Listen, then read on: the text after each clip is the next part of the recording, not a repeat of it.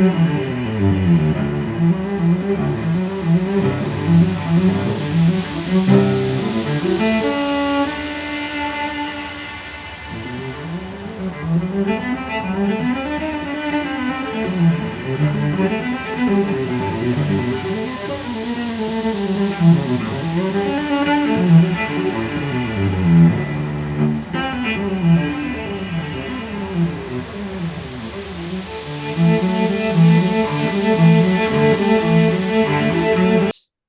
Nosso terceiro noite. encontro. É um grande prazer receber todos vocês aqui. Sejam muito bem-vindos. Terceiro encontro, a gente prometeu um protocolo, né, sobre lesão moral, mas na verdade a gente vai traçar ou um grande diálogo, né? Assim como aconteceu nos nossos encontros em particular, a gente entendeu que só um protocolo não dá conta da lesão moral e a gente quer muito ouvir vocês também sobre isso. Sejam muito bem-vindos, fiquem à vontade e vamos mais uma vez crescer juntos na aprendizagem, como diz a Regina. Ah, Com você, ninguém. Regina. Ah, então tá joia que a Adriana está presente, né? A Neide está presente. Mas, gente, boa noite. Vamos para esse diálogo. Vou convidar a Adriana e a Neide para falar boa noite também, para a gente fazer essa discussão. Obrigada, Alessandra. Boa noite, colegas. Sejam todas bem-vindas novamente. Acho que a Alessandra já falou um pouco do nosso sentimento, dos nossos objetivos. Estamos aqui. Vamos seguir com isso. Boa noite. Mais uma vez, terceiro encontro. Vamos seguindo juntos, não? É isso aí. Colegas, a gente se reuniu para discutir esse encontro 3 e a gente fez uma construção desse caminho de como intervir em lesão oral, fizemos muitas discussões. A gente lamentou não ter gravado essas discussões, mas hoje a gente conversou um pouco no grupo e eu queria compartilhar algumas impressões. A gente usou no encontro um e no encontro 2 essa ideia de eu fazer uma apresentação inicial, mas confesso que a gente ficou um pouco preocupada porque acaba sobrando pouco espaço para ouvir. Então, no final do último encontro, teve uma colega que quis trazer sua experiência e começou uma hora, né? A gente não consegue ouvir. Teve uma outra colega querendo compartilhar várias aprendizagens dela sobre o tema. Então, a gente queria fazer o contrário hoje. A gente começa no diálogo e depois, se sobrar um tempo, eu compartilho uma apresentação. O único aspecto que eu gostaria de que a gente tivesse no radar é que esse grupo foi criado com um objetivo específico. Tem muitos temas que a gente adoraria estudar, mas eles teve um objetivo específico, por isso que ele chama trauma, lesão moral e EMDR. A gente pode falar muita coisa sobre trauma, muita coisa sobre TEPT, muita coisa sobre MDR, mas o foco, então, ele tem uma construção. A gente começa num primeiro encontro compreendendo melhor o que é essa lesão moral, essa diferenciação do TEPT, vendo que tem aspectos que tem intersecções, mas nós não estamos falando exatamente da mesma coisa. Então, foi o encontro 1 que está lá disponibilizado no YouTube com mais de 400 visualizações, por enquanto. No encontro 2, a ideia foi, gente, por que é diferente lesão moral de trauma? E aí um encontro mais denso, mais puxado, porque a gente foi ver que a parte neurobiológica da lesão moral é diferente da parte neurobiológica, não que não tenham pontos em comuns, mas é diferente. E que havia uma característica na lesão moral, que na lesão moral uma estrutura importante que é ativada, que é o Precunis, que faz parte da rede de modo padrão. Eles estão mais relacionados não a respostas de medo e ameaça, mas de processamento autorreferencial. Então, é essa construção que a gente está fazendo. Por quê? Porque o foco é lesão moral, não que os outros temas não sejam importantes. Aí aqui é onde a gente chega, né? Com aquele texto maravilhoso do Oley e da Débora Lee, que foi publicado, acabou de sair do forno, então foi publicado final de novembro, foi porque aí ele diz o seguinte naquele texto, né? Ele traz um texto para propor uma integração de terapia focada na compaixão no EMDR e também com fim específico. Gente, esse tema não é novo. Para vocês terem uma ideia, há 2 décadas se fala de usar compaixão com MDR. Então, a pergunta é, o que tinha de diferente nesse texto? E para quem reparou, não é um artigo científico, embora esteja numa revista científica, é uma nota técnica, é um tipo de publicação. Então, o que tem ali de novo naquele texto para a gente se debruçar e a gente aprender?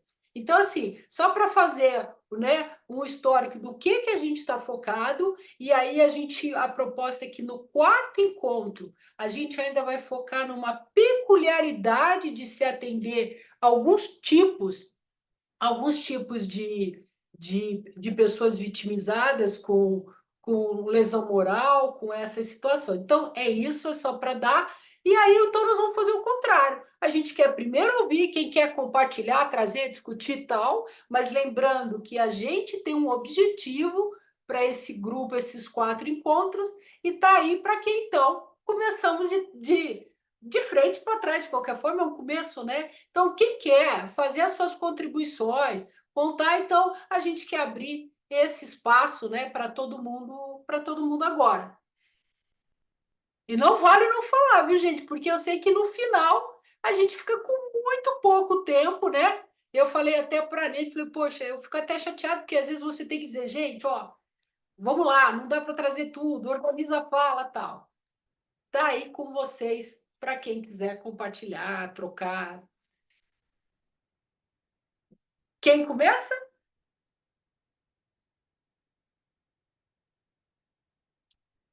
Ah, que graça tem falar a hora que é para falar, né?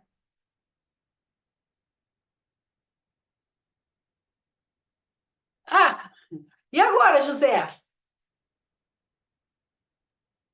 O pessoal está tímido, O Regina, não sabe pessoal tá por onde tímido. começar. É, É. Então tá. eu sugiro que você inicie a apresentação, porque eu acho que dá um norte Então tá para as bom. pessoas. Ó, chegamos aqui, tem Ana Paula. Olá, Ana Paula, seja Olha bem-vinda. lá, joia. Eu faço aqui até uma pergunta em relação ao que a gente vai trocar hoje. Esse material, ele vai ficar... Boa noite a todos, desculpa, Boa viu? noite. Esse material, ele vai ficar depois disponível no YouTube? Bom, o que a gente fez? É uma pergunta. Isso, a Porque se gente hoje a gente disponibilizou. vai trocar alguns casos, se É, vai vir alguma troca de caso, eu isso. acho um pouco delicado a forma que vai ser compartilhado. É perfeito. E eu acho que o grupo tem que decidir o uso do tempo. O melhor para a gente ter para esse tempo de 1 hora é essa discussão. Assim, eu acabei, né, tomando algumas vezes, a gente acabou tomando umas decisões com o grupo assim da apresentação, mas a outra é isso. O que a gente quer fazer com esse tempo? Eu acho que seria Algo que eu acho bem importante ter no oportuno. radar é o objetivo.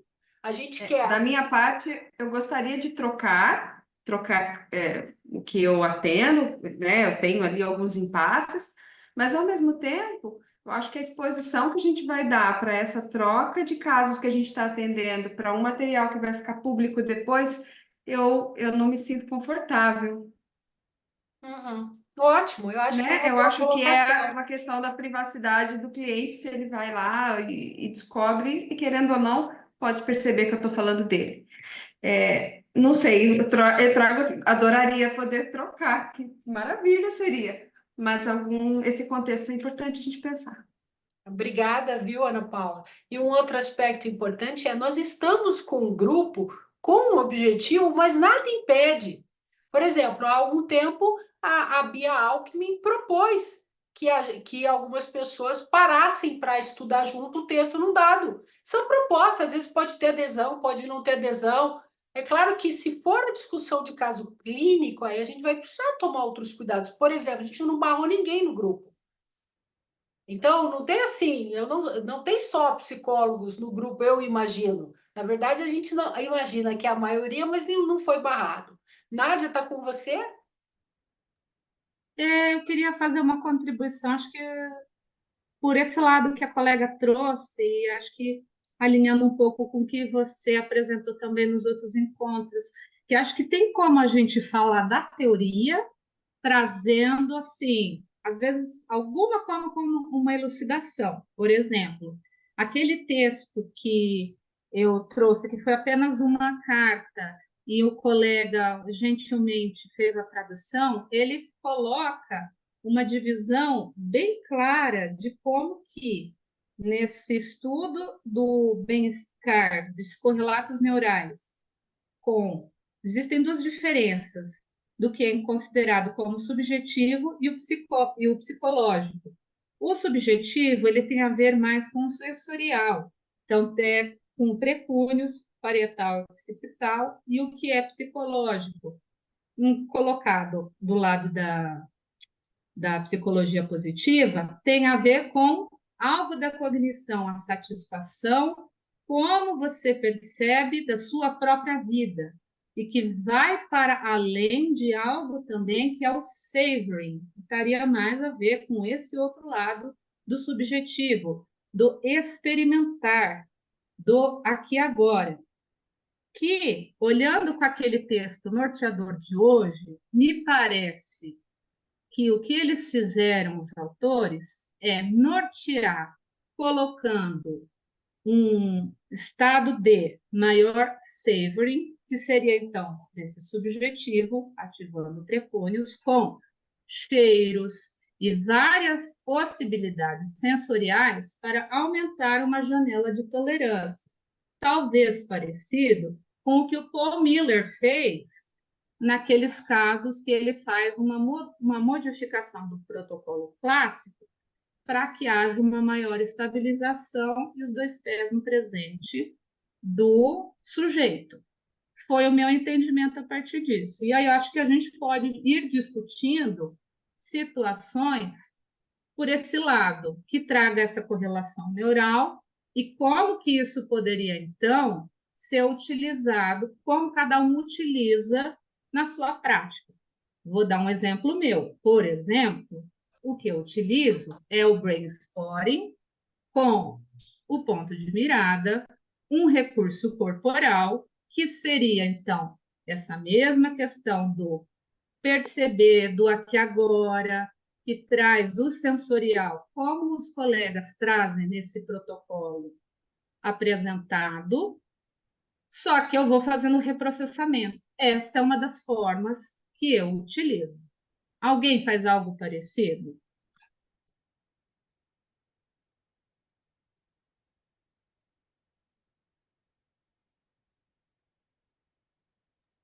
Nádia, quando você fala eu reprocesso, é com o MDR. Você faz a junção do Isso. brainstorming e o MDR. Fase Eu faço isso 3 também. ICES, eu pego, antes eu preparo, que é exatamente isso, Adriana. Você pode dizer um pouquinho como é que você utiliza?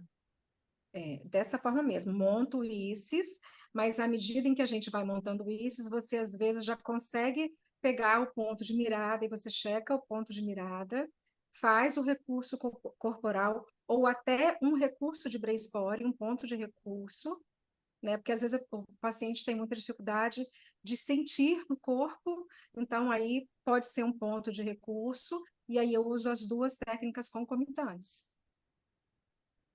Perfeito, eu também uso desse jeito, Adriana. Tanto ou durante, mudo no meio do reprocessamento, ou eu venho fazendo antes, em fase 2, recursos, É da assim, o mesma ponto forma que está você. ali, eu não vou perder, né? Se está ali é porque tem alguma coisa para ser mexida. Então, deixa eu, já que o paciente está me dando isso de presente, vamos ver o que esse Mas sistema quer mostrar. veio uma dúvida aqui, baseado justamente no que as duas colegas estão falando.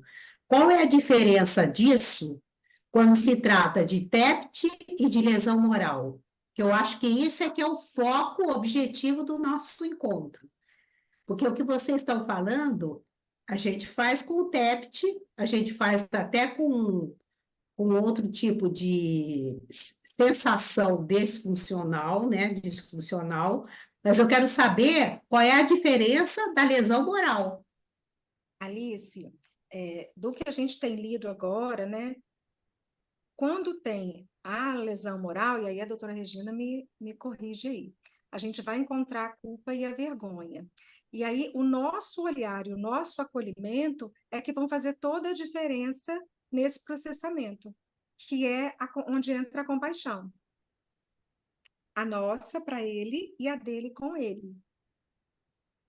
E aí eu gostaria até de complementar. E por que que eu também trouxe o brainstorming? Porque ele dá a perspectiva da sintonia dual muito mais evidente do que no MDR, por exemplo. E qual a diferença isso nessa teoria falando baseada na compaixão? Que se percebe, assim como daquele outro artigo do Cloninger que eu compartilhei, que existem 3 formas de modulação, de autorregulação, a baseada no medo, olhando para a ameaça, uma segunda que tem a ver com a iniciativa, então, desregulado iria para os impulsos, e o terceiro, que tem a ver com o pertencimento, conectividade, que é o da compaixão, buscando alívio de sofrimento de si ou do outro, mas para, no final das contas, que te leva a um ponto de algo além de você mesmo. Não apenas desse aqui e agora, mas de um sentido de vida. E que isso também são várias habilidades que são necessárias de serem desenvolvidas e, portanto, também aprendidas. E que isso tem a ver com essa relação como terapeuta.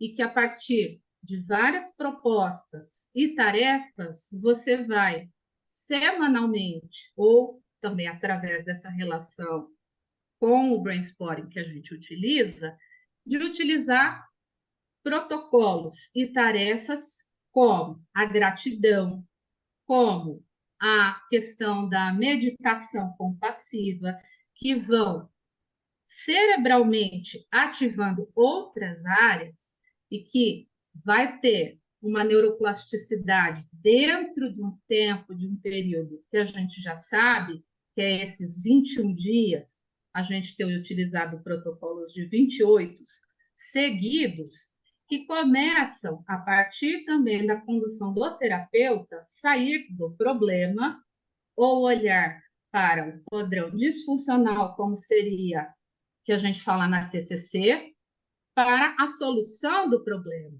que é totalmente a diferença. Quando a gente olha a partir apenas da empatia, se conectar com o outro, inclusive nós estamos expostos a uma exaustão. Mas o que as pesquisas mostram é que quando a gente olha pelo lado da compaixão, de uma forma gentil, buscar aliviar ou diminuir ou cessar o sofrimento de si e do outro, não se sofre, inclusive, esse trauma vicário. A gente ensinar isso, a gente tem que vivenciar isso. E vai a partir primeiro dessa dinâmica terapeuta e paciente, que também não está no protocolo. E que eu acho que cada um de nós temos muito a contribuir com isso. Então, nesse desenvolver, eu acho que a gente se propõe, pelo olhar compassivo, a gente vai tendo algumas estratégias e que vão preparando, olhando e principalmente sentindo, que a gente pode utilizar o brainstorming com essa maior percepção e, portanto, algo que traga mais dessa experiência e de novos caminhos, também para a gente olhar para o reprocessamento, que a gente faz ele ser, vamos dizer, mais devagar, não tão bruto, e que a pessoa tenha a possibilidade de sair da janela de tolerância e voltar àqueles mesmos modos disfuncionais de ver e de olhar.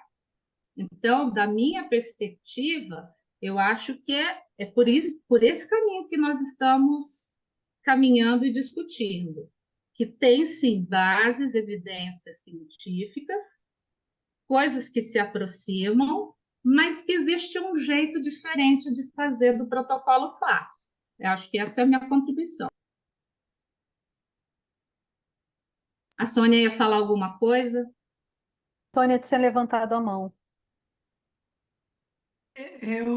Boa noite a todos, é um prazer enorme estar aqui com vocês, viu? Eu também utilizo um pouco o brainstorming, né, em conjunto com o EMDR, e nesse caso, principalmente quando vem culpa, né, e vergonha, são as partes. Eu gosto muito de olhar para as questões das partes, né? Então, em primeiro lugar, o nosso olhar já de compaixão, né? O nosso olhar de terapeuta que está lá, sem saber o que é do outro, pronto para estar lá ajudando. Então, isso, para mim, não tem o que falar, é o ponto, né, principal, é o sem julgar, né? E se ela já está trazendo essa questão de uma lesão moral, né, e que isso provavelmente, né, foi provocado de alguma forma, então vem do outro, o quanto essa culpa e o quanto essa vergonha está prejudicando ela em seguir adiante. Então é trabalhar com essas partes, o que essas partes estariam trazendo para ela, né, como emoção, trabalhando essas emoções que estão vindo a partir destas partes, né, para aí poder trazer a parte adulto saudável, a parte experiencial e com compaixão cuidar desta parte ferida, né? Não sei se eu me fiz entender, mas é por aí que eu trabalharia e trabalho, né? Com as partes.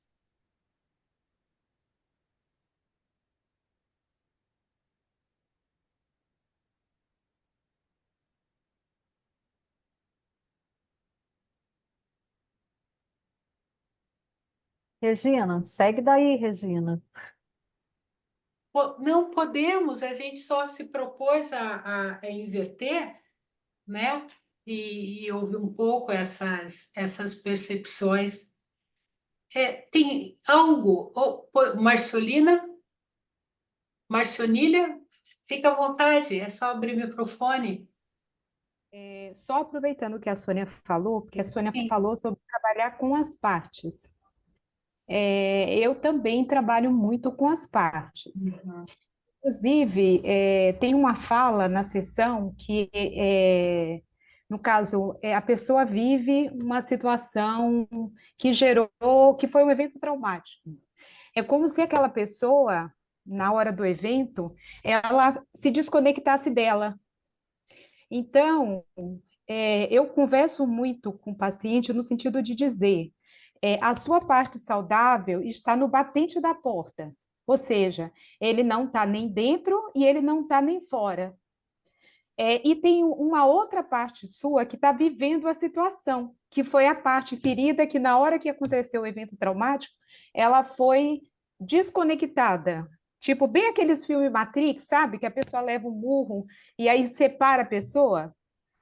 E aí eu pergunto, olhando para essa parte saudável que conhece você, o que aquela parte lá está precisando?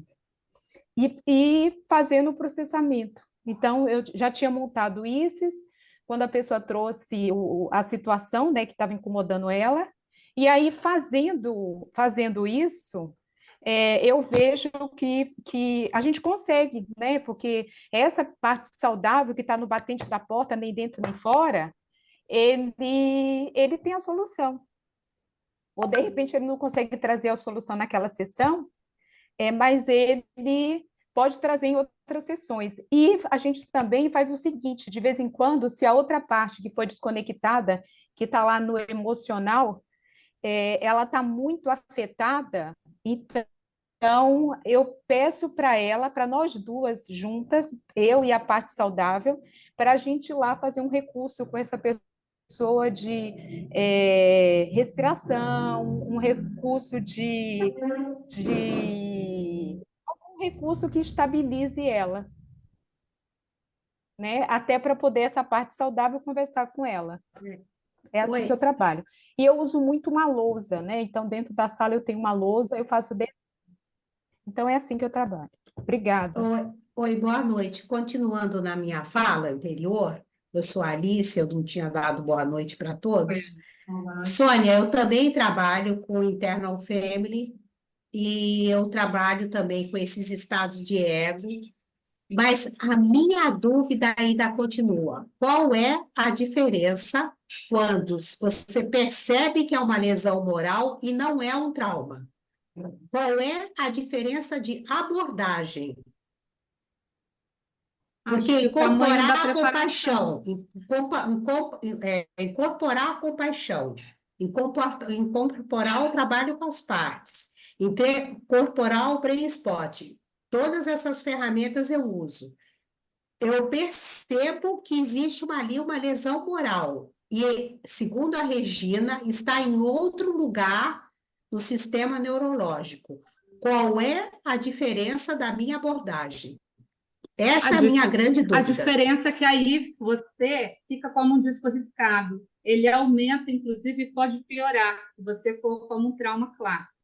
Na hora que você vira esse disco, você ouviu culpa, vergonha, você mudar isso daí, de tirar a pessoa, eu fiz, eu errei, eu era um bêbado, vivia drogado. Você fala lá, pera lá, vamos mudar. Para outra coisa que existe, como eu coloquei aqui no chat, faz uma psicoeducação. A pessoa ela vai se acalmando, fala assim: espera lá, para a gente lidar com essas coisas difíceis, você precisa de um tempo. Para ela não entrar e não ficar ali toda hora colocando o dedo na ferida. É a primeira coisa. E aí você vai mostrando para ela uma outra forma dela ter um registro, uma biografia dela mesma. Por exemplo, eu utilizo as forças de caráter. Todo mundo tem essas forças de caráter. A gente vai começando a olhar e depois disso eu falo: quem é você? Quem é você? Eu faço uma outra que é a melhor versão de mim. A partir dessa melhor versão de mim, eu inclusive estou utilizando como se fossem pilares. E quando eu vou para aquela sessão do ICES, primeiro, já diminui os SUDs, comparativamente ao que ela já me disse e me trouxe logo no início, pela forma como eu estou conduzindo, ela já tem uma outra forma dela mesma olhar para ela, uma outra tolerância, e que eu ainda posso pegar e utilizar durante a fase 4 no reprocessamento. Então, eu pego aquela força de caráter lá, eu trabalhei a gentileza, a autocompaixão, eu vim fazer uma preparação maior, eu também vou e utilizo depois como entrelaçamento cognitivo. Ela pega, ela volta, aquilo que ela já lembrou, já começou a mudar de correlação cerebral, que ela saiu daquele disco riscado, só sou mal, sou nananana, ela já tem uma outra versão e que permite também ela ir reprocessando e não ficar aquele disco riscado que volta, você vai, você passa isso, ok, mas parece que ela sempre volta e está no mesmo ponto. Ou o SUDES volta, ou ele aumenta, ou vai aumentar, parece que abrindo caminhos, e esse monstro, como muitas vezes esses casos relatam sobre si, de uma visão distorcida da imagem, que aí quando você vai no trabalho de partes, para mim, aumenta mais ainda, o monstro se torna maior, ele se torna mais presente. Quando se coloca essa integração, como a doutora Regina falou, que você precisa ativar e falar essa forma sobre si mesmo, você traz uma nova configuração. E essa nova configuração nessa preparação com a MDR É isso que vai fazendo a mudança.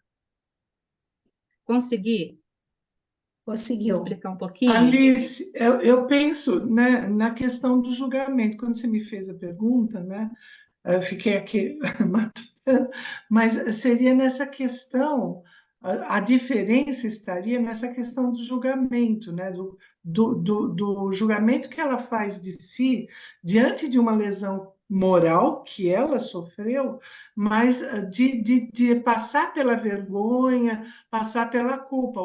Quando a gente vai trabalhar essa questão desse julgamento não ter lugar, né? Quando a gente trabalha as partes, para que essas partes possam entrar em contato, que esse julgamento não existe lugar nesse momento onde ela está sendo lesionada, né? Diferente do trauma. O trauma foi aquilo vivido e aí a gente vai reprocessando de outra maneira. Eu entendi assim, não sei se eu consigo responder Isso. E que aquilo tem que você algo que falou. ela diz dela mesma. Então, ela também, ela pega, ela incorpora esse acusador, vilão, julgador que está lá de fora para dentro. Vou dar um exemplo de algo, parte de um caso meu. O que acontece? Quando vai no MDR tradicional, a pessoa vai indo, ela vai reprocessando. Só que no MDR ela não conta tudo para gente.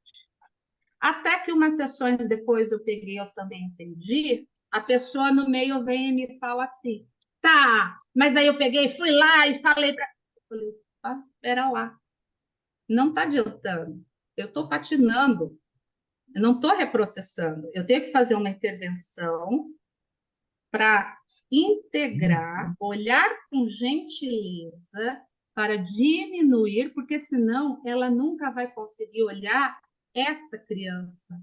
A adulta vai sempre espizinhar e comungar, tá vendo? Você tem que... E aí não adianta. Ela não consegue acessar pelo lado da criança, porque é o que ela aprendeu. E aí eu preciso falar para ela assim, olha, isso deu certo até um certo ponto. Agora a gente precisa de aprender novas coisas. E aí é realmente aprender. Então tem que ser aqui, ó. Vamos olhar tal coisa? Vai, ela tem um tempo, olha. Enquanto isso, eu vou dando esse tempo, esse prazo, por exemplo, quando você trabalha, estimula a gratidão, você sabe que você vai desenvolver ao longo desses 21 dias, você vai chegar num ponto de compassividade. Então, ela começou o diário de gratidão lá atrás, eu coloco uma atenção focada para ela. São 3 coisas boas que aconteceu com você hoje. Pode ser desde sensorial, ou algo que você seja grato pelo que já aconteceu atrás. Ah, ontem foi dia bom, mesmo que hoje não tenha sido. Já vou direcionando. E ela vai mudando, então, a narrativa que ela faz sobre ela no final do dia. Chega depois, eu vou mudando ao longo desses 21, ela não vai ficar assim, nossa, meu café estava muito gostoso e quentinho.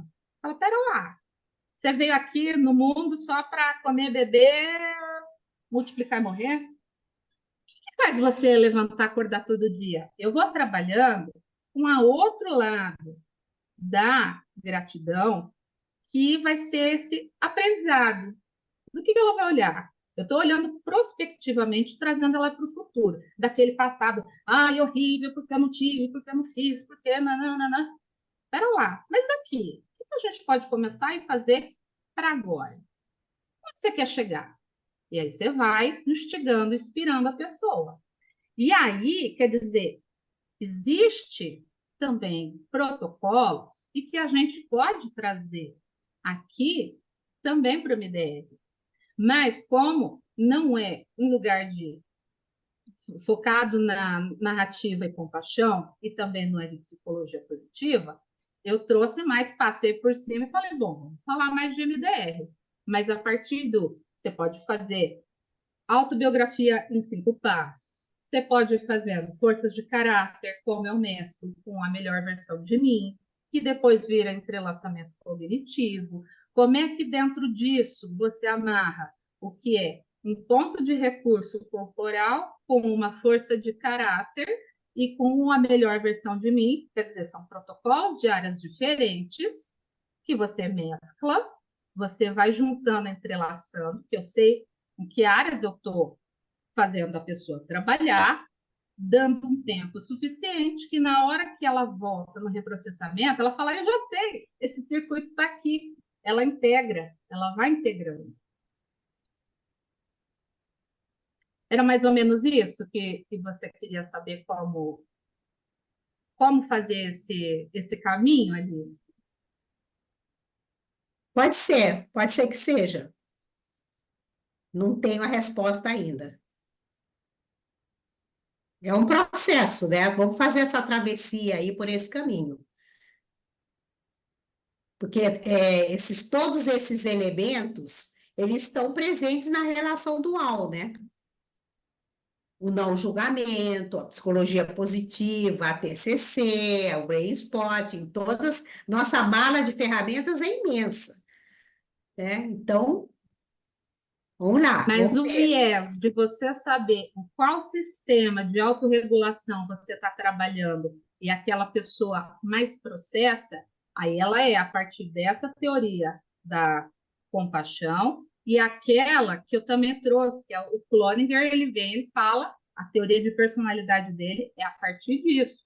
E para ele, inclusive, aquela pergunta que a Wendy fez em relação à psicopatia uma outra vez, vai por este caminho. O quanto que é possível nós termos contextos que viabilizem essa forma de ir desenvolvendo.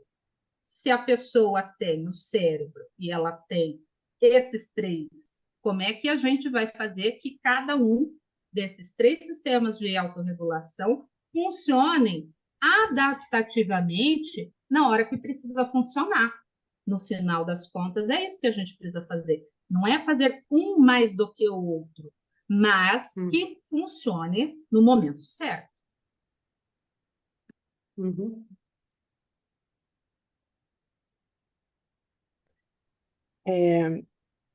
Eu penso que quando a gente vai trabalhar com questões que envolvem culpa e vergonha, a gente entende que essa pessoa feriu o seu próprio código de ética e princípios morais, né?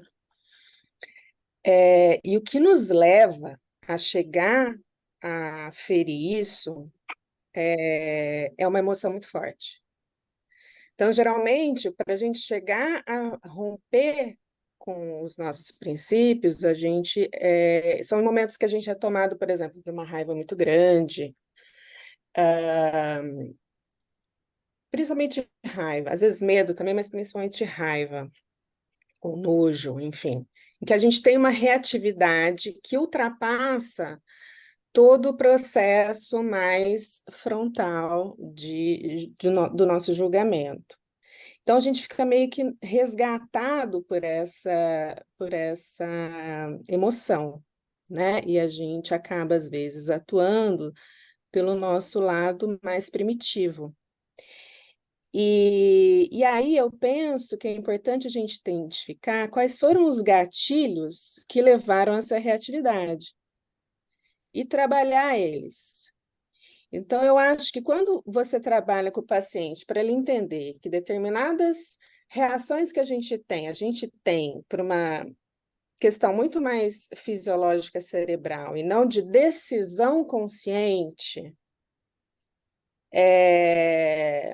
isso facilita ele chegar ao passo de compaixão e perdão. Porque senão ele fica patinando no julgamento. Como, por exemplo, e aí é uma situação em que se mistura tanto a circuitaria do medo quanto essa não sei que lá padrão, esqueci a primeira palavra, é as situações de violência sexual, né? Então, é muito comum a gente encontrar culpa e vergonha nas situações de violência sexual. Porque a pessoa é muito comum ela reagir com congelamento e não evitar, ou não brigar, ou não tentar impedir que aquilo acontece, e a pessoa se sente culpada de não ter tido uma outra reação naquele momento. E a gente sabe que às vezes ela não tem, não é porque ela não quer, é porque ela está consentindo, mas porque o cérebro dela entendeu que era mais vantajoso para ela reagir daquela forma, até porque geralmente a gente é mulher contra um homem, o homem é mais forte, animalisticamente, a gente tende a perder essa luta, né?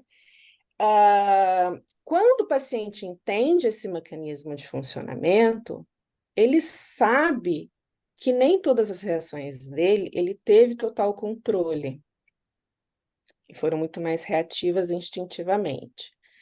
Mas, quando a gente busca os gatilhos que levam a ele a ter esse descontrole e dificuldade de regulação emocional e, portanto, qualidade de decisão, a gente consegue trabalhar com o próprio protocolo clássico esses gatilhos para que ele fique menos suscetível a entrar nessas emoções de forma intensa e consiga fazer outras escolhas. Né? Agora, quando não é a pessoa que provocou, mas ela sofreu por outro, né? O controle não estava sobre ela necessariamente, mas a gente consegue, a partir daí, também desenvolver um olhar dela de que a outra pessoa também pode ter estado sob é o processo inverso, né? Então, o que aconteceu com ela também pode ter acontecido com a pessoa que tomou essa decisão e essa atitude contra ela. A gente desenvolve um olhar um pouco mais empático, mas não necessariamente isentando o outro do mal que ele fez, obviamente.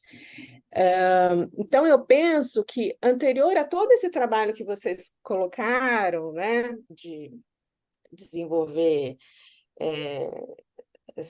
enfim, todo esse olhar mais para as suas potencialidades, para os seus valores e tudo mais, para não ficar patinando, a pessoa precisa entender esse outro mecanismo e trabalhar essas coisas que gatilham essas emoções que levam a essas atitudes, para que essa outra parte a ser trabalhada seja mais efetiva, né? É isso que eu queria contribuir.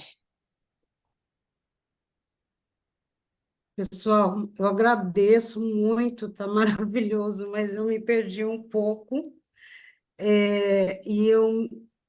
Dentro de todo esse processo, né, a gente não pode esquecer da linguagem e essa questão da subjetividade, né? Então, quando a gente... eu também trabalho mais ou menos parecidamente como todas aí, mas eu dei uma viajada. E eu fiquei pensando nessa parte justamente do pré-verbal, ou, né, do nosso cérebro reptiliano, porque tem essa questão do interoceptivo, né? E aí é que eu acho que a coisa, quando a Alice fala, mas eu não, nananã. Eu queria, nessa parte que eu acho que esses sinais que a gente pode captar dentro dessa parte do pré-verbal, né?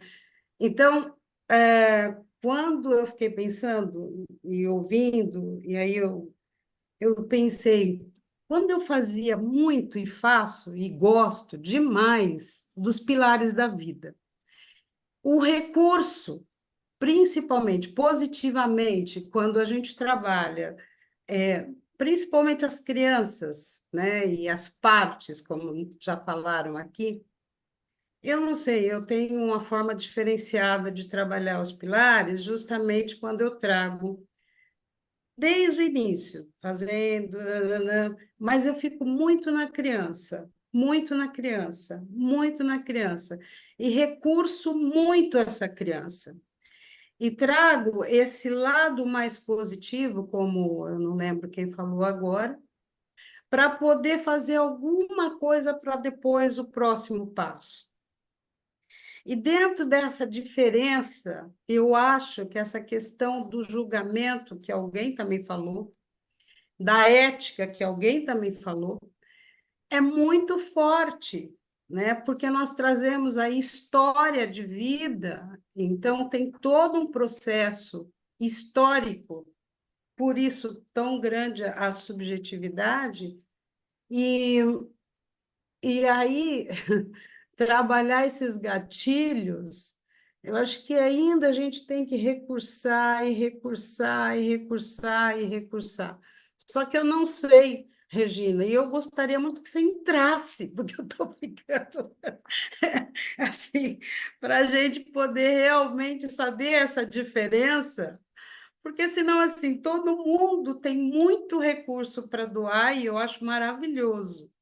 Mas eu gostaria muito que você voltasse aqui, puxasse a gente um pouco para refletir e pensar um pouco mais aí sobre o assunto, mas você falando um pouco.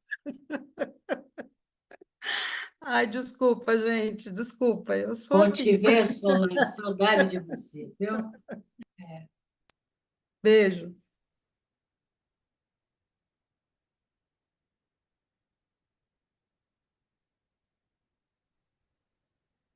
Regina, posso falar?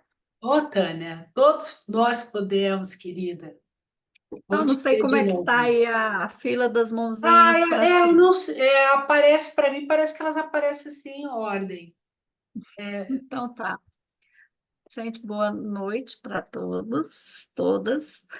É, eu fiquei pensando em tudo isso, eu concordo com a fala da Solange, porque eu acho assim, os recursos são vários, né? E eu fiquei ouvindo, fiquei também assim, meu Deus, e agora para que lado que eu vou, né? E daí eu fiquei lembrando, como eu assisti lá o congresso, que o Farrell, esqueci o nome dele, É o Derek Farrell. ele trouxe o protocolo da memória silenciosa, não é algo assim? É, o Ele termo em trouxe, inglês, o termo em inglês é o protocolo do terapeuta cego. o Cego Blind, né? naquele sentido do duplo cego, porque ele não sabe o que O o outro traz, cliente, né? o cliente está tendo de memória, qual é a memória traumática, para ser mais direto.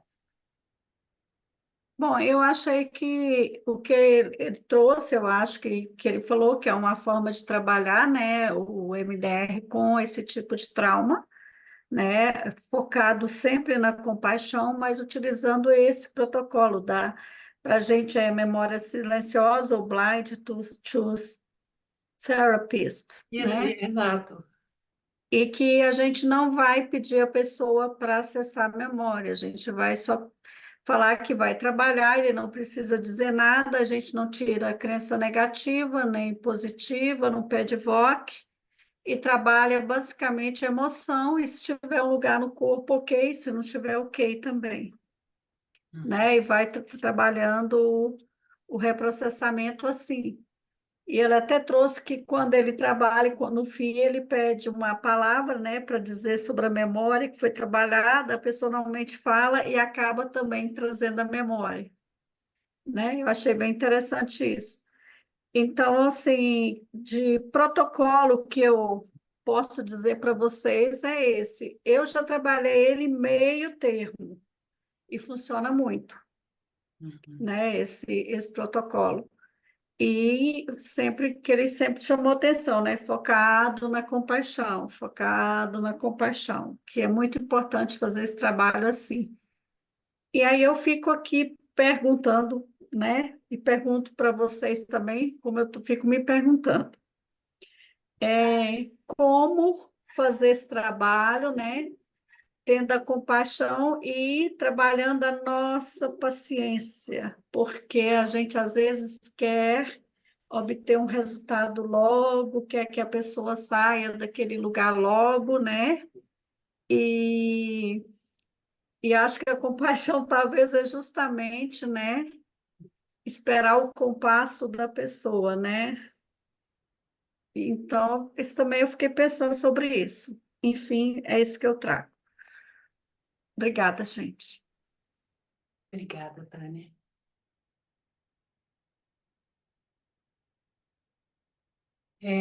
Colegas, a gente tem 10 minutos, eu queria trazer algumas considerações.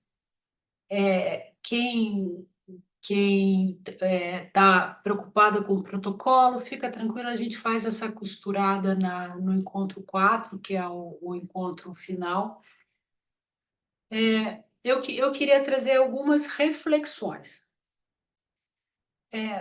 A palavra protocolo dentro do MDR, ele ganhou uma dimensão que a palavra, em inglês mesmo, né, é muito parecido, não dá nem para dizer que tem outra tradução, é essa, são diretrizes, mas ela ganhou uma característica que nem sempre é positiva, que é um fazer sem reflexão por que se faz.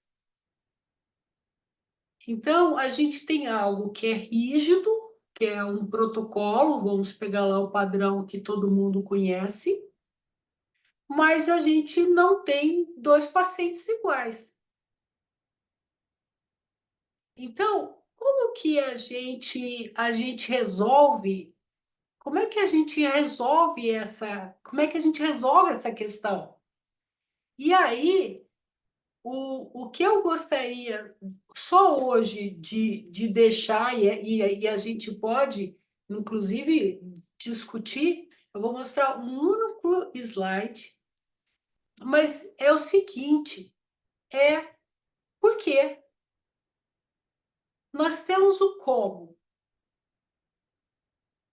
E como vários colegas disseram bem, nós temos inúmeras técnicas.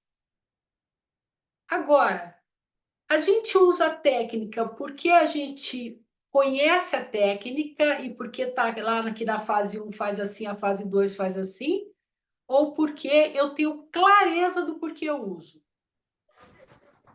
E aí eu gostaria até muito de, né, a gente não vai, talvez até tenha, né? Podemos começar o próximo encontro assim, voltar para o porquê. Ó, aqui eu faço assim, eu fiz assim, proponho assim. Tampou todas. Eu proponho assim. Quer o controle aqui agora? Deixa eu Quer só fazer fechar o cocô? microfone. Fabiana, ajuda a gente Quer com fazer o microfone. Deixa eu ver se eu... Fabiana, Tamara... Posso mudar? Gente, eu vou então... Deu certo, fechado. Então, gente, se nós não... E está tudo certo, se nós não refletirmos sobre o porquê eu uso A ou B em qual contexto, a figura que me lembra, às vezes, né, muitas vezes é daquela tartaruguinha que a gente dá para os nossos filhos, que tem lá o quadradinho, a bolinha, o lugar de colocar o quadradinho, eu fico tentando colocar o quadradinho no lugar da bolinha. Então, a gente pode usar o grupo para isso, mas para o próprio grupo no WhatsApp, esse é um aspecto importante, a reflexão se tem tantas ferramentas, por que aqui eu escolhi essa e não essa? Gente, isso não impede que o usar a ferramenta sem saber o porquê, que isso deixe de funcionar. Tá? Eu posso, só que nos limita como profissionais. E se vocês sabem como é que a Shapiro decidiu pelo protocolo, foi na primeira oficina que ela deu para ensinar a MDR. Se você vai lá, ela contando isso no livro, ela vai falar, gente, deixa eu dar a regrinha aqui para não ter confusão. Mas depois, quando você volta no livro da Shapiro, a Shapiro mesmo diz que ela escolheu não ser passos rígidos, e que a ideia era ensinar a pescar. Mas na nossa formação, e de novo, isso às vezes leva uma má leitura sobre a nossa formação, a gente fica um pouco, corre-se o risco de sermos técnicos em MDR e não psicólogos de MDR. E aí tem um outro slide do Derek que eu vou resgatar em algum momento, se tivermos a oportunidade, quantos pilares precisamos ter para isso. Então, tudo que foi dito muito precioso, mas aí eu proponho que a gente volte nesses compartilhar de práticas para dizer, e por que isso? E não é o porquê porque se eu sei por que eu uso, eu posso fazer variações sobre o tema. Senão, eu sempre vou ficar dependente do próximo protocolo. Então, essa é uma questão. E algo que eu queria então, né, nesses 5 minutos finais, compartilhar um único slide dos que eu tinha. Eu quero compartilhar esse slide que mais pessoas. Eu só mudei a parte. Quando a gente está na fase 1 do protocolo, o que acontece? Gente, essa fase 1, ela é séria demais, ela não é um negócio para ser ticado. E o Derek, ele falou a mesma coisa, mas ele fez só o slide estava diferente, foi baseado assim, tem poucas alterações, Gente, eu posso estar, quando o cliente chega, de diversos. Eu tenho que me atentar a diferentes tipos de impactos traumáticos. Alguém pode estar chegando com uma questão nuclear em apego, e eu gostei demais da definição do Derek, que ele fala que é quando as necessidades da criança não foram atendidas. Abandono, rejeição, humilhação, negligência. Pode-se chegar com uma questão nuclear de perda. As necessidades dele tinham sido atendidas, mas elas foram perdidas. E aí a ausência de poder, segurança, amor. Pode ser que ele esteja falando de experiências adversas, e eu não estou falando nesse caso da infância, quando o trauma está no significado para a pessoa, mais do significado do que no evento. Ele pode estar falando de experiências de relacionamentos. E aí ele faz uma comparação de experiências adversas na infância e experiências benevolentes na infância. Agora, nesse grupo, a gente focou em lesões morais, então, que é algo que você fez ou deixou de fazer para o outro, ou para si, ou testemunhou que fere seus valores. E aqui,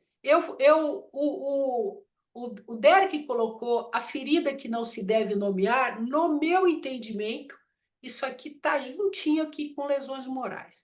Por que eu quero terminar com isso? Porque, e primeiro, isso aqui não é separado.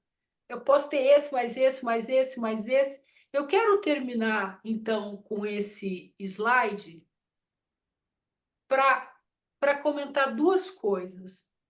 O primeiro, como é desafiador eu poder estar atento a essa configuração, a partir disso, então, compreender como é que isso provavelmente impactou e, a partir disso, fazer escolhas por onde intervir. E aí a gente fez esse recorte nesses 4 encontros, e que a Alice a todo tempo falou, gente, espera aí, ok, e para a lesão moral? Gente, ok, e para a lesão moral? A Alice tentou umas 3, ok, e para a lesão moral? Então, eu gostaria de terminar com essas duas reflexões. Quando a Alice fala, e para a lesão moral, ela está dizendo, eu imagino, talvez seja porque eu penso assim, o que eu tenho que estar atento? Se for lesão moral, para intervir diferente. Esse é a grande questão que está dada no nosso grupo. E aí, de novo, o protocolo, gente, não precisa nem entregar, porque assim, alguém compartilhou hoje no grupo um delineado. O protocolo que o Wally e a Débora ali, eles colocam, eles têm um objetivo específico em relação a reprocessamento. Então, é trazer assim, o que a gente precisa ir se desenvolvendo para olhar e dizer, gente, aqui é apego, peraí. Para apego, está acontecendo isso, então isso aqui, ferramenta pode ser mais adequado. E aí vem, o que eu preciso? Então, o quadro que o Derek coloca é o quanto que eu preciso saber sobre teoria do apego, teoria polivagal, o que eu preciso saber de psicologia positiva, o que eu preciso saber das escolas existenciais. E aí eu queria terminar, então, né, com essas duas reflexões, então. A importância da gente, a hora que olhar e falar, peraí, eu preciso ver o que está diante de mim. Por que a gente insistiu em ser um grupo de lesão moral? Porque a gente fala em culpa, a gente fala em vergonha, mas a gente não estava com... Pelo menos o meu não era afinado. O meu ouvido não era afinado por essa questão da lesão moral.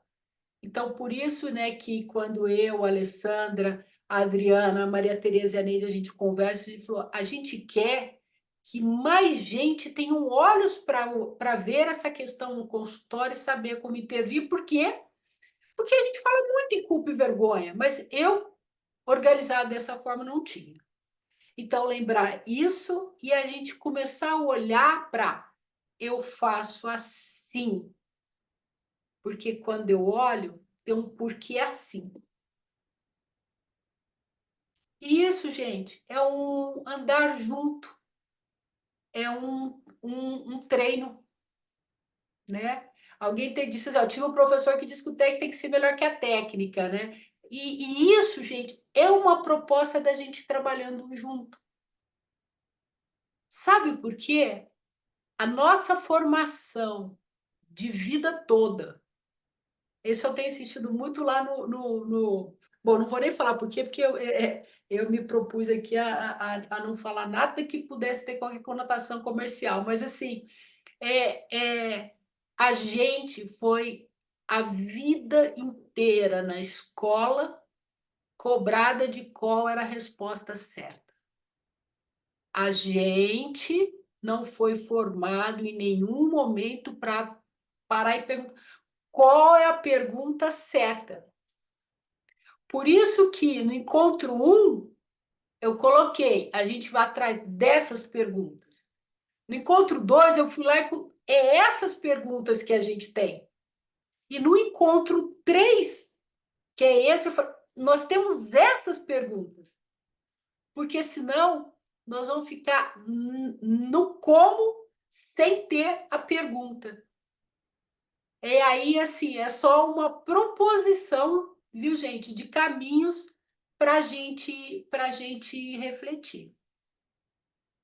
Bom, passamos aí 2 minutos. Minhas colegas organizadoras, gente, isso, alguém mais gostaria de trazer algo, dizer, não, ó, e se a gente fizer assim, for por outro, muda assim. Então, tá, de novo, eu paro por aqui. Se alguém, colegas, vocês querem colocar mais alguma coisa, mas eu gostaria só de terminar com essa reflexão.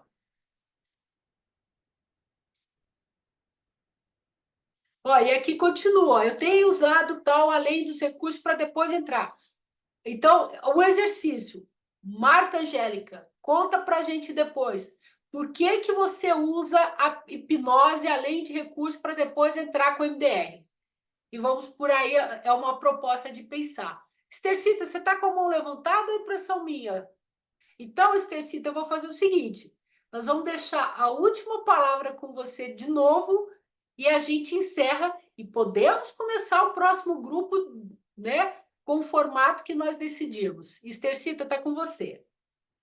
Boa noite a todos e encantada de tudo que fomos ouvindo durante as colocações de todas as colegas. E me veio uma questão. Eu estou completamente de acordo com que a gente não pode usar protocolos engessados, porque podemos aprender, podemos ter que nem um chapéu cheio de alternativas, mas, na verdade, quando estamos na frente de uma alma, de um paciente, nós vamos ter que nos adaptar e adequar, aceitar o que está vindo. E me veio uma outra reflexão que eu sempre faço um psicoeducativo, porque a culpa é algo que nos acompanha desde, biblicamente, desde a história da humanidade. Esse fio que vem nos trazendo, vem também nos contaminando, como se fosse um círculo vicioso. E eu gosto muito de explicar isso para os meus clientes. Ou a culpa, ela procura dois caminhos. A culpa ou procura reparação, ou procura o castigo. Então, eu estou impregnada de éticas, de conceitos milenares que podem estar me limitando.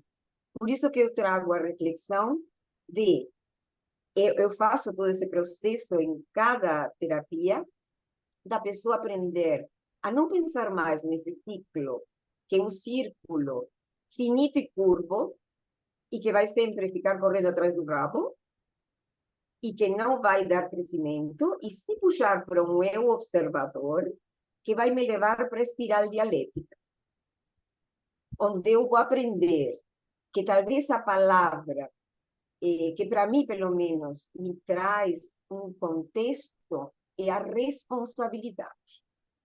Porque se eu me torno responsável por aquilo que pensei, por aquilo que eu senti, eu respondo por aquilo. Eu já vou estar saindo daquele ciclo vicioso. Ai, desculpa que eu ocupei muito espaço. Obrigada por compartilhar, Estercita.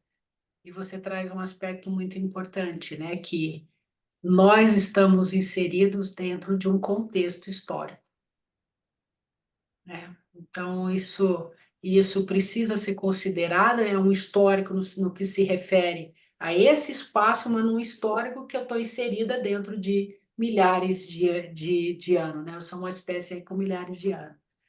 Gente, ó, deu o nosso horário, então, terminamos por aqui. Então, a proposta, mas a gente pode mudar para o encontro 4, é compreender o porquê foi proposto daquela forma para o Wally e a Débora ali, e nós vamos costurar, que a Neide em especial está estudando isso bastante, já tô avisando que nós vamos precisar de você, Neide, que é o que a Tânia adiantou, que é também em que momento pode entrar o protocolo, mas lembrando, a gente compreendendo o porquê. Então, a gente deixa esse conteúdo, mas, de novo, podemos conduzir de outra forma que o grupo entender para o encontro 4, tá ok? Gente, boa noite, tá? Meninas, se vocês quiserem... Boa noite. Até mais. Até mais, gente. Eu espero, Até as mais. colegas também esperam vocês saírem. Não vai ter foto hoje, não, né? Ó, você sabe que eu tirei as fotos, ô Abraão? Ai, pô, você não esperou nem eu arrumar o cabelo? Caramba! Porque assim, né? O grupo tava quieto, aí eu aproveitei que eu não tava falando, tá? Né? Aí eu peguei e fui tirando. Obrigada, viu, Abraão, por lembrar, viu? Faz o seguinte, Abraão, qualquer coisa a gente dá direito, o pessoal não gostou lá, a gente... Como é que chama mesmo que faz aquelas mudanças? A Neise tirou também. Ah, então tá ótimo aí, ó. Maravilhosa. Obrigada, gente. Boa noite, Gina. Obrigado. Boa noite. Tchau, pessoal. Até a próxima segunda. Boa noite, até segunda. Tchau. Boa noite a todos. Até mais. Boa noite, Tchau. obrigada. Até mais. Obrigada. Gente, Tchau, Sérgio. já saiu. Não, não, ela fala, obrigada. Boa noite, Gina. Muito obrigado por tudo. E, mais uma vez, agradecendo o seu carinho, a sua atenção para com todos nós, por esse curso maravilhoso que você produziu. Então, obrigada, Ok? Sérgio. Lembrando que é uma parceria, né? E, Então, é um encontro bom que eu tive com a Adriana, a Alessandra, a Maria Tereza e a Neide, né? elas pediram meu currículo em 3 vias, analisaram durante 4 meses, depois deixaram entrar no grupo delas. É mais ou menos assim. Tá Eu joia. queria agradecer muito o material que Sim. você mandou, que é muito bom mesmo, muito compreensivo. A gente aprende bastante, viu? Aprende muito sobre a questão moral aí, muito gostoso. Eu fico Ok? feliz que tenha chegado assim. Obrigada pelo retorno, viu, Sérgio? Obrigado. Vez, de verdade, eu sou péssima com nome. Eu sei direito da Regina, que já fiz curso com elas, mas de verdade eu sei que são vocês, né, que estão coordenando, e eu achei maravilhoso, sabe? Eu não pude ir ao congresso e, e me deixou muito curioso essa lesão moral. Nunca tinha me passado essa questão. Ou se tinha, não por esse viés de que aciona partes diferentes. Uhum. Muito obrigada para todos vocês e a todos os colegas que repartem as experiências. Um beijão. Outro, Doroteia, bom te rever. Tchau. Tchau. Até mais. Tchau. Sai. Sai da reunião. Sai. Essa aqui, sai da Calma, reunião. Joseline, eu vou Ela esperar. ela está cansada. Ó.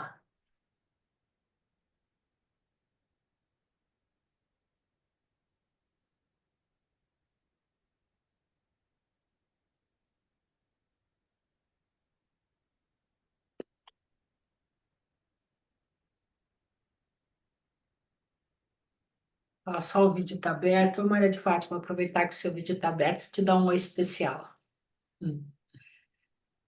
Obrigada por ter vindo. Os demais. Ela foi uma das primeiras a chegar, tá? Ó, que ótimo. Oi, Miro, também bom te ver. Aí é bom que os rostinhos aparecem assim no final. A gente tem vontade de prosear com todo mundo. Desculpa, estava dirigindo, cheguei tarde em casa, pegando e vendo assistindo a live e vendo toda a participação. Parabéns para o grupo, viu? Muito bem elaborado, bem estruturado, um material didático excelente. Poxa, eu estou entrando agora no mundo do MDR a partir de vários outros colegas a insistirem, né, para que a gente pudesse estar, mas eu estou vendo muitas vantagens aí. Um abraço para vocês. Tudo de bom. Vamos descansar, que amanhã é dia de muitos É isso atendimentos, né, mesmo. doutora Regina? É isso mesmo, Miro. Obrigada, viu, querido? Um Um abraço. beijo a todos. Muito Até parabéns, hein? mais. Parabéns mesmo. Obrigada. Tchau, tchau. Então, tá ok. Maria de Fátima, a gente então termina por aqui. Boa noite, viu? Boa noite. Ó, vou remover mais um que está aqui. A Maria Tereza faz falta, eu queria estar lá também, mas ela faz falta, né? Ela deve estar com o Esse- coração aqui. O que você não conta é que você arrebatou nossos corações no primeiro momento, Olha né? que Mas graça, você não essa parte está conta. gravando, viu? É.